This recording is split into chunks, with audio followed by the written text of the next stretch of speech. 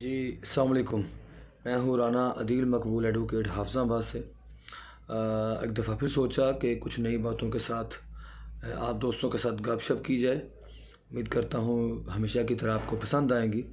تو پہلی بات یہ کہ انسان عقل مند تب نہیں ہوتا جب وہ بڑی بڑی باتیں کرنا شروع کر دیتا ہے۔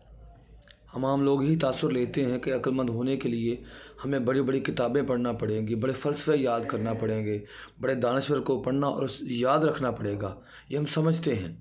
لیکن میں یہ نہیں سمجھتا۔ میں یہ سمجھتا ہوں عقل مند ہونے کے لیے چھوٹی چھوٹی باتوں پر غور کرنا ضروری ہے۔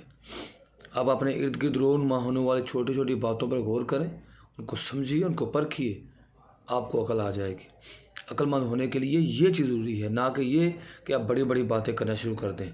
تو اس لیے چھوٹی چھوٹی باتوں پر غور کریے، اپنے جسم پر غور کریے، اللہ تعالیٰ نے جسے آپ کو بنایا ہے اس کے پر غور کریے، اور اپنے دنیا میں آنے میں مقصد کا جو مقصد ہے دنیا میں آنے کا اس کے متعلق سوچیے، اپنے پروفیشن کے متعلق سوچیے۔ آپ روز سڑک سے گزرتے ہیں، لوگوں کی طرف دیکھیے، غور کیجیے چیز کیوں بنی، کیسے بنی۔ جانوروں کے متعلق غور کریے، پرندوں کی طرف غور کریے، دیکھیں آپ۔ اور جب آپ یہ چھوٹی موٹی چیزوں پر غور کرنا شروع کر دیں گے جنہیں آج آپ میں سمجھتا ہوں اگنور کرتے ہیں، تو آپ عقل مند کیا آپ دانشور بن سکتے ہیں۔ تو جتنے بھی لوگ دانشور یا عظیم لوگ ہوئے گزرے ہیں، ان تمام لوگوں نے جب شروعات کی ہے اپنی یہ دانشوری کی یا عقل مند ہونے کی، تو میں گارنٹی دیتا ہوں آپ کو چھوٹی چھوٹی باتوں کو سمجھنے اور پرکھنے کے بعد ہی ہے۔ بہت شکریہ۔